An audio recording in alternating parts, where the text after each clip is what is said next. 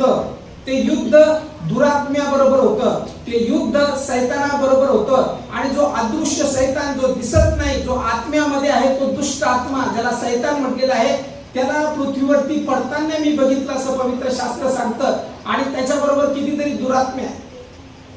पवित्र शास्त्र जर आम्ही वाचलं तर असं म्हटलेलं आहे की आकाशातील आमचं युद्ध रक्त मांसाबरोबर नव्हे, तर आमचं युद्ध आकाशातील दुरात्म्याबरोबर, काळोखाची सत्ता त्याच्याबरोबर आहे. आणि ते युद्ध लढण्यासाठी शारीरिक कसरत करावी लागत नाही, ती युद्ध लढण्यासाठी आत्मिक कसरत करावी. मग मला कळालं येशूला शरीरात युद्ध करायचं नाही. मला जर शरीरात युद्ध करायचं, कुस्ती लढायची, तुम्हाला काय करावं लागेल? कुस्ती शिकावं लागेल, डावपेच शिकावं लागेल. मग मी कुस्ती करू शकतो. असंच गेलो मी आणि पैलवानाजवळ 1 मिनिटात मला ते चित करतील, 1 मिनिटात, कारण त्यांना सगळे डाव माहिती असतात. मग येशू या ठिकाणी ज्यावेळेस आत